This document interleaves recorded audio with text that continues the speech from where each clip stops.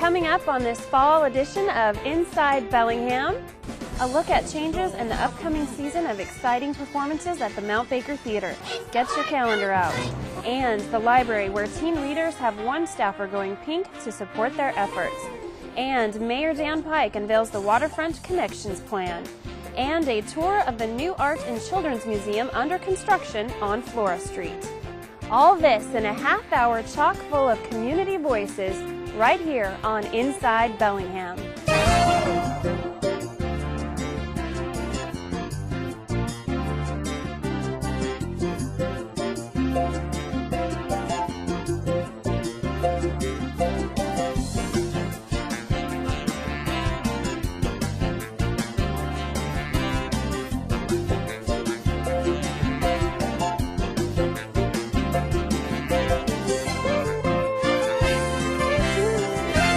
Hi, and welcome to Inside Bellingham. I'm Laura Greenfield, and that is Bellingham's industrial waterfront. Over the coming decades, this site will be redeveloped by the city and the port. It's a once-in-a-lifetime opportunity to turn Bellingham into a true waterfront city. And it's a huge undertaking that will take a lot of listening, a lot of decision-making, and a lot of work. At the end of September, Mayor Pike unveiled to the community the Waterfront Connections Plan. It describes ideas and opportunities for enhancing connections with downtown, preserving historic structures, and creating a vibrant, people-oriented neighborhood. It also proposes redevelopment steps that make good financial sense for Bellingham residents. Well, the Waterfront Connections Plan has several key elements. Among them are a road grid that's a traditional road grid that connects with the traditional road grid of our current downtown. And the reason that's important is because of another aspect that's important to our community is maintaining the visual continuity between the downtown and the waterfront. For example, if you're down on the waterfront on Commercial Street, if that's extended to the waterfront, you'll be able to look back and get the iconic views of the Mount Baker Theater. Those are important because people they're drawn to what they can see. We want our current vibrant and burgeoning downtown businesses to be strengthened further by what we do on the waterfront. And you have to have then the transportation connection, whether it's a transit or a bike or pedestrian or a car connection. You have to have those connections so that you can have that traffic move back and forth. And it really ends up strengthening both places. Another key aspect of the waterfront that we are looking at and we're trying to get our arms around is how do we deal with the historic structures. The traditional grid allows us to look at the opportunities for preserving some of the historic structures on the site. I think there's some incredible opportunities to consider adaptive reuse, maybe to put some of Western's new facilities, maybe for community meeting facilities, maybe for some mixed-use private development. I think we owe it to our community to look at those opportunities and make sure that we are not missing them, because once those buildings are gone, we cannot rebuild them. We've got a couple of plans out there now. So we thought what would be important is to go forward to the community with the two fully fleshed out, equally developed proposals so the community can see what they look like, what the pros and cons are of each, and then at the end of the day, with community input, we would develop, I expect, a hybrid of the two that brings out really the strengths of each from our community's perspective to serve the needs of the community and of the people that live here. The departure of Georgia Pacific has given us the opportunity to reconnect with our waterfront. This is not an opportunity that I expect any of us that are alive today will have again. We want to make sure that the waterfront redevelopment works for everybody and that we plan effectively for a century or more. Stay tuned to BTV10, the city's website, and local media for ways you can join in the waterfront discussion, including public meetings scheduled in November. The main stage of the historic Mount Baker Theater is closed for remodeling and is expected to reopen in time for next season's series of exciting performances. In the meantime, performances have continued in the more intimate Studio Theater, which was recently renamed the Harold and Irene Walton Theater. We met with Theater Executive Director Brad Burdick and Deputy Director Kim Lansky to find out more. We're now 6 months into the construction period, And Dawson Construction has been working hard to get all of the things taken apart and put back together again. I just had a construction meeting this morning. They are still on schedule. It looks like we're going to be ready to go for our grand reopening gala. It's going to be Bernadette Peters on December the 6th. But as you can see, there's still a lot of progress that needs to be done. I think you'll be very pleased with what you see when you come in. The lobby here will have a lot more light, so you'll be able to see the ceiling and all the decorative stencil work that's been done up there. And then we'll also have a lot of new electrical wiring, and it'll be a lot more comfortable for people throughout the theater. This space was previously known as the Studio Theater. In August, it was renamed the Harold and Irene Walton Theater. Our productions have been going on in here as the renovation of the main stage has been going on. We'd like to thank the Walton family for their generous gift, and this will allow this space to be enjoyed by the community for generations to come. Well, the gift was made to honor our parents, to be a legacy to them, a tribute to their life. I think it's important to give back to the community. I think everybody does in one way or another, and that is what helps the community to grow and to go on. And with the Mount Baker Theater is very important because it's a performing live arts center, and it's just a real jewel here in downtown Bellingham, and so we're proud and happy to be a part of it. We're in the money, we're in the money. We got a lot of what it takes to get along. We're in the money, the skies are sunny. Oh man, depression, you are through, you done us wrong. You never see a headline about a bread line a day. And when you see the landlord, you look that guy right in the eye. Oh, we're in the money. Come on, my honey, let's spend it, lend it, send it, rolling along. The silver dollar has returned to the fold. With silver you can turn your dreams to gold. And now, in Pig Latin. Iwe ine the anime, iwe ine the anime. Iwe yakwe inle yakwe dit that it get it gay one gay gay a long way oh.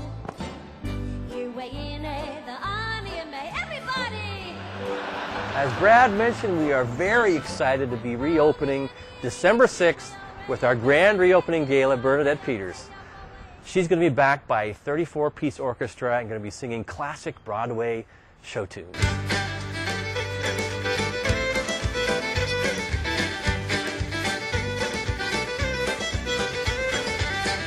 And then the Canadian fiddler, Natalie McMaster, is doing her Christmas show, Christmas in Cape Breton.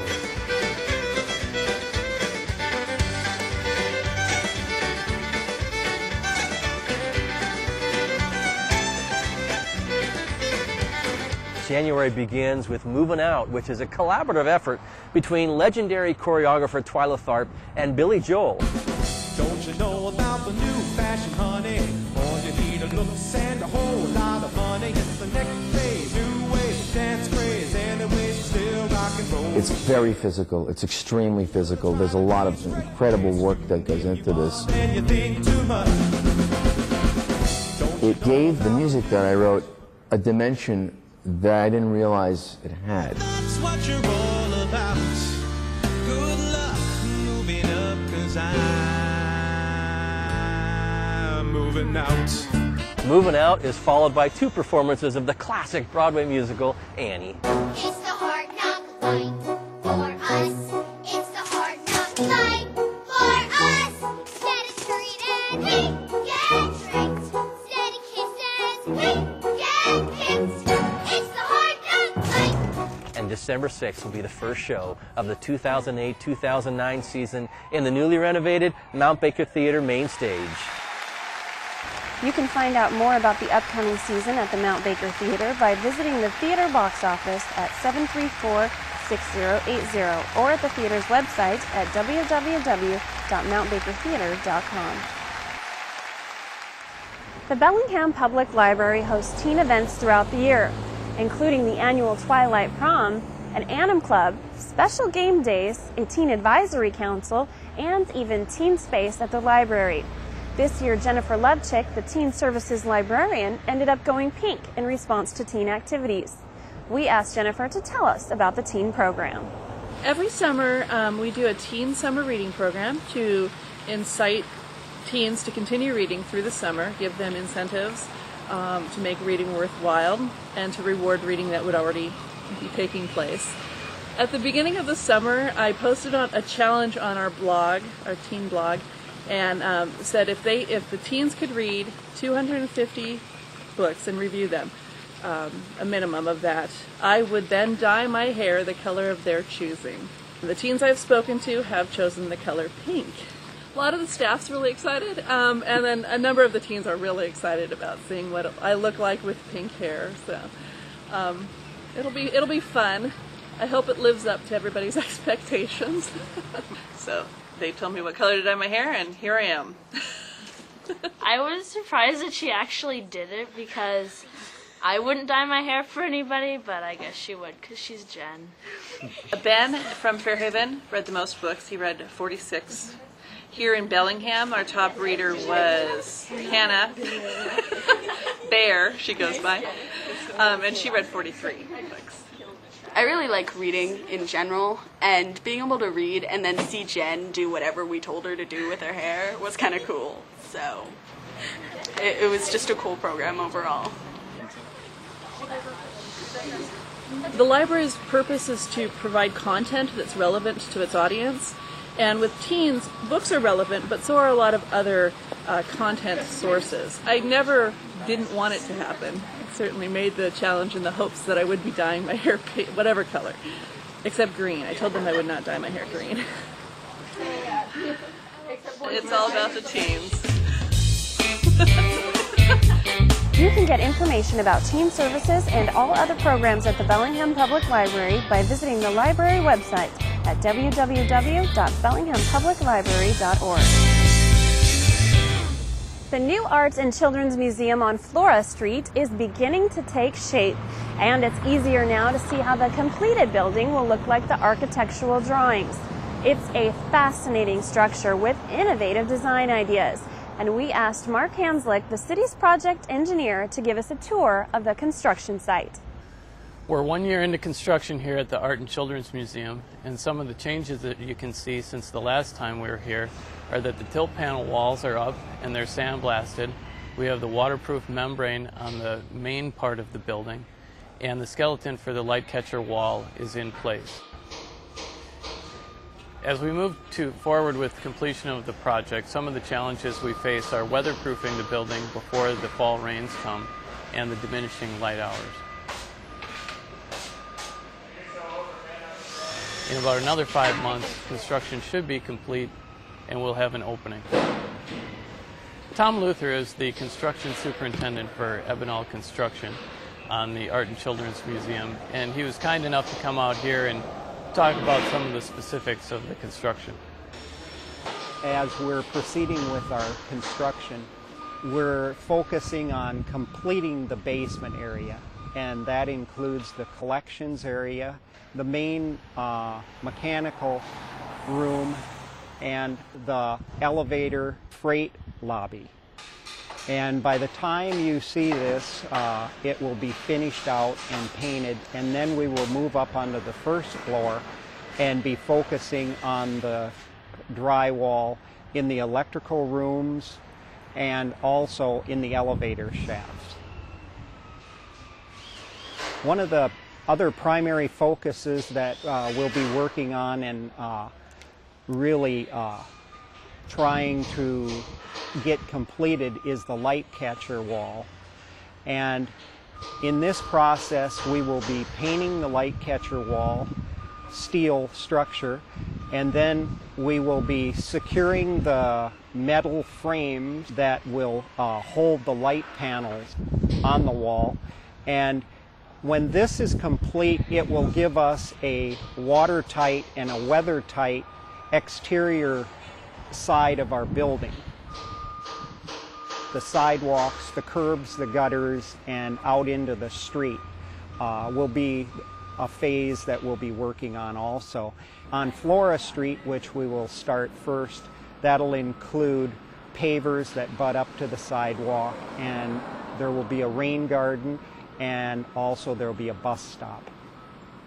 I think the primary thing that I will take pride in on this project will be the light catcher wall, because I think it'll always be a primary focus for the building when people come to the museum, and I think it'll be talked about for a long time. If you'd like to know more about the new Arts and Children's Museum, visit the city's website at www.cob.org. It's a beautiful time of year in our community. Fall color is abundant. The air is crisp and clean. Take some time to enjoy our splendid parks and trails. If you have thoughts about this show or others on Beat TV 10, we'd like to hear from you. You can reach us through our website or directly via email. Does it seem like summer went by quickly? It sure does to me. I think we all need more time to enjoy ourselves in this incredible community. Forests, lakes, streams. By the way, salmon will be running soon in Whatcom Creek. Take the kids out to see that. Enjoy yourselves in the best community in the Northwest, Bellingham. Thanks for watching. I'm Laura Greenfield.